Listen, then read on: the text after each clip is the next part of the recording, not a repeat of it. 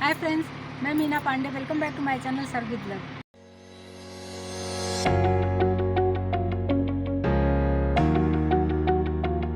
हैदराबाद का मशहूर पोटैटो 65 बनाने जा रही हूँ। तो उसके लिए आलू आप अपने अकॉर्डिंग ले लो। आलू को मैं पील कर लेती हूँ, पील करके इसको मैं ग्रेट कर लेती हूँ और ग्रेट करके पानी में डाल के रखूँगी, नहीं आलू है तो काला हो जाएगा। मैंने इस तरीके से पोटैटो को पील करके और ग्रेट कर लिया, ग्रेट करके पानी में डिप कर दिया कि काला ना हो जाए। और देखिए इसका जो पानी है ना कितना डार्क कलर का है, तो इसको मैं 3-4 पानी अच्छे तरीके से ऐसे हाथ से रगड़ रगड़ के पानी निकाल देती हूँ, क्योंकि इसको हमें इसका जो स्टार्च होता है ना, स्टार्च इसका ख़त्म हो जाना चाहिए। इस तरीके से हाथों से इसको रगड़ रगड़ के दूसरे तरफ मैंने ये टैप में पानी ले लिया है, तो ये यहाँ से इसको निचोड़ के ताकि इसका स्टार्च भी इसी पानी में निकल जाए, इस तरीके से इस पानी में डिप कर देती हूँ। इसी तरीके से इसमें से निचोड़ के उस पानी दूसरे पानी में, फ्रेश पानी में ये देखिए इस तरीके से डाल दूंगी और फिर इसको भी यहाँ पे रगड़ के मैं तीसरे पानी से धो लूँगी। इसी तरह से 3-4 पानी से अच्छे तरीके से मैं धो लेती हूँ। तो अभी लास्ट में मैंने 3 पानी धो के फिर से पानी में डिप कर दिया है। मैंने एक बर्तन ले लिया, उसके ऊपर ये स्टेनर रखा है और इसको ना अच्छे तरीके से ये देखिए हाथ से ऐसे निचोड़ निचोड़ के स्टेनर में मैं रखूँगी ताकि इसका जो एक्स्ट्रा पानी हो वो निकल जाए। अगर आपको ऐसा नहीं करना है तो आप इसको किसी कपड़े में रख के उससे भी छान सकते हो, इसका पानी निकाल सकते हो। तो आलू मैंने छान दिया, स्टेनर में रख दिया है, पानी इसमें बिल्कुल भी नहीं है। फिर भी अगर आपको डाउट हो कि हमारे आलू में पानी रह गया होगा तो एक किचन का टॉवल ले लो और इसी पे इसको ऐसे फैला दे रही हूँ और फिर इस टॉवल का ऐसे चारों कोना पकड़ लेते हैं और इस तरीके से उठा के इसको इसी में ऐसे लपेट देंगे ना, तो जो भी थोड़ा हल्का पानी होगा सारा ये सोख लेगा। कि किचन टॉवल में मैंने लपेट दिया ना, तो उसमें जो भी एक्स्ट्रा पानी था ये सोख लिया। ये देखिए इस तरीके से आलू हमारा एक खिला खिला से हो गया। इसमें बिल्कुल भी स्टार्च नहीं है। जो 3-4 पानी मैंने धो के निकाल दिया ना और फिर जो भी टॉवल में लपेट दिया, तो जो भी थोड़ा बहुत पानी रहा होगा तो वो टॉवल ने भी सोख लिया है। अभी इसी में मैं कुछ स्पाइसेस मिला देती हूँ और इसमें जो भी कुछ मिलाऊंगी बाइंडिंग के लिए ना, इसमें पानी की ज़रूरत नहीं पड़ेगी, क्योंकि ये आलू हमारा हल्का सा नम तो है ही है ना, पानी से धुल के निकला है। और जब इसमें स्पाइसेस और नमक डालेंगे तो ये हल्का सा पानी छोड़ेगा, मॉइस्चर जो छोड़ेगा बस वही उतने में ये तैयार हो जाएगा। ½ टीस्पून इसी में जीरा डाल देती हूँ, 1/4 टीस्पून काश्मीरी लाल मिर्च पाउडर डाल रही हूँ, 1/4 टीस्पून रोस्टेड जीरा पाउडर है, 1/4 टीस्पून अमचूर पाउडर डाल रही हूँ। अगर आपको अमचूर पाउडर नहीं पसंद हो तो आप चाट मसाला भी डाल सकते हो। इसी में आप कटा हुआ जिंजर भी डाल सकते हो, लेकिन अभी मैंने हाल में ही जिंजर का पाउडर बनाया है तो मैंने 1/4 टीस्पून इसमें जिंजर का पाउडर डाल रही हूँ। 2 टेबल स्पून कॉर्नफ्लावर डाल रही हूँ, 2 टेबल स्पून राइस फ्लोर डाल रही हूँ। अगर आपके पास राइस फ्लोर नहीं है मैदा ले सकते हो, और जो मैंने कॉर्नफ्लावर डाला है आप चाहे तो गेहूं का आटा भी डाल सकते हो, या फिर सिर्फ चावल के आटे से, सिर्फ कॉर्नफ्लोर से, जिससे भी आपको ये बाइंडिंग देना है आप उससे दे सकते हो। टेस्ट के अकॉर्डिंग नमक डाल देती हूँ, थोड़ा सा धनिया पत्ती डाल देती हूँ। बस अभी इन सब चीज़ों को मिक्स कर लेते हैं। अगर ज़रूरत पड़ेगा तो थोड़ा सा जो चावल का आटा है या फिर कॉर्नफ्लावर हल्का सा हम और डाल सकते हैं।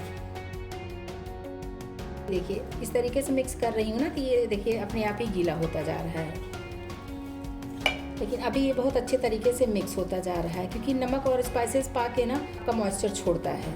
ये देखिए इस तरीके से हो गया ना। 1 टेबल स्पून इसमें पानी डाल दिया है, अब इसको मिक्स कर लेते हैं। ये देखिए कुछ ये इस तरीके से ये बन गया है।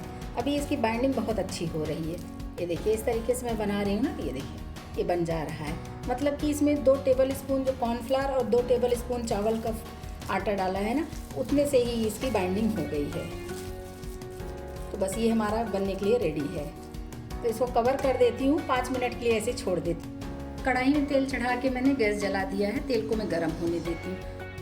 जो ये आलू का मिश्रण मैंने बना लिया है ना, ये थोड़ा सा हाथ में ले लिया, इसको हल्के हाथ ऐसे ही दबाना है। बहुत ज़्यादा इसको प्रेशर देके दबाने की ज़रूरत नहीं है, क्योंकि अगर हम प्रेशर देके दबाएंगे ना तो अंदर ये नहीं पकेगा। ऊपर ऊपर से तो पक जाएगा लेकिन अंदर ये कच्चा रह जाएगा, तो वो खाने में मज़ा नहीं आएगा। तो बस ऐसे हल्के हाथ ऐसे घुमाते जाएंगे तो ये देखिए गोल शेप आ गया है। इसी तरीके से बना बना के मैं फ्राई करूँगी। तो देखिए तेल हमारा गर्म हो चुका है। जैसे पूड़ी फ्राई करने के लिए हम तेल गर्म करते हैं ना, उसी तरीके का गर्म तेल लिया है मैंने। तो बस इसमें ऐसे बना बना के डालती जाती हूँ।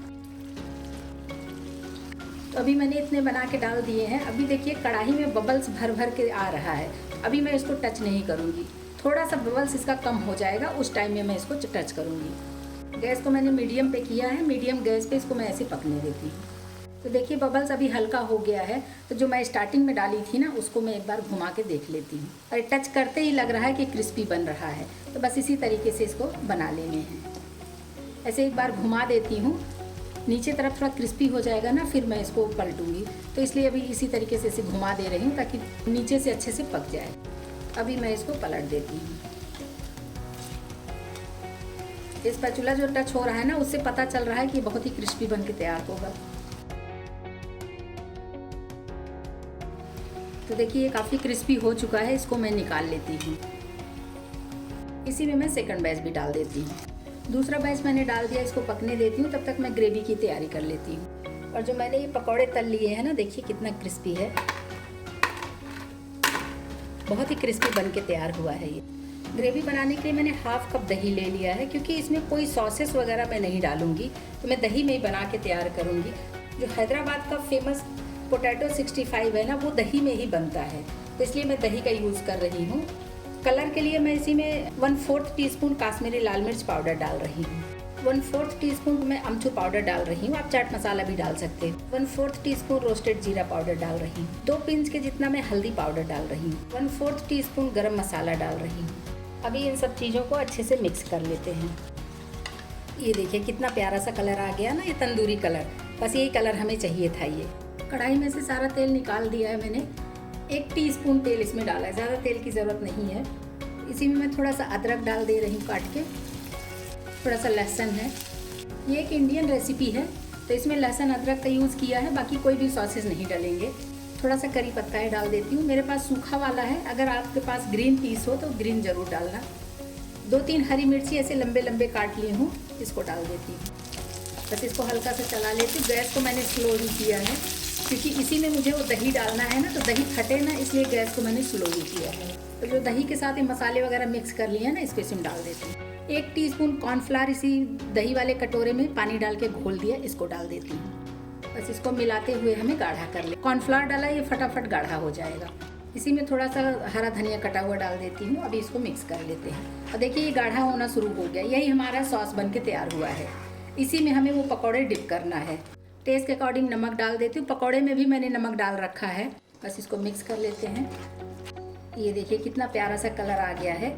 अगर आपको और कलर चाहिए, 1/2 टीस्पून काश्मीरी लाल मिर्च पाउडर डाल सकते हो, या फिर तंदूरी कलर भी डाल सकते हो।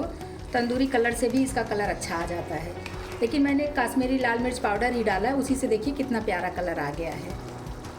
तो अभी सॉस हमारा बन के तैयार हो गया। देखिए इतना गाढ़ा सॉस है और ये बिल्कुल परफेक्ट बना हुआ है। तो जो मैंने ये पकौड़े फ्राई कर लिए हैं ना, इसको इसी में डाल देती हूँ। इसको भी डाल के इसी में मिक्स कर देते हैं। और ये फटाफट खाने वाली रेसिपी है। जैसे अभी बन गया ना, अभी तुरंत अगर इसको खाने के लिए मैं सर्व कर देती हूँ तो ये क्रिस्पी सा खाने में बहुत टेस्टी लगेगा।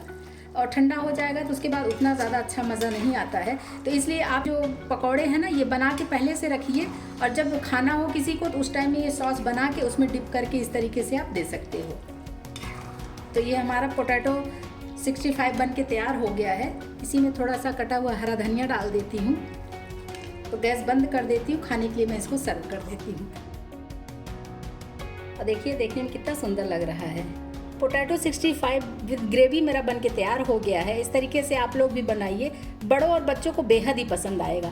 रोटी के साथ खाइए, नान के साथ खाइए, राइस पुलाव किसी भी चीज़ के साथ खाइए, मज़ा आ जाएगा खा के। तो एक बार आप लोग ज़रूर बनाइए। अगर आपको मेरा तरीका पसंद आया हो तो लाइक और कमेंट्स करना बिल्कुल भी मत भूलना फ्रेंड्स। लास्ट तक मेरी वीडियो देखने के लिए थैंक यू।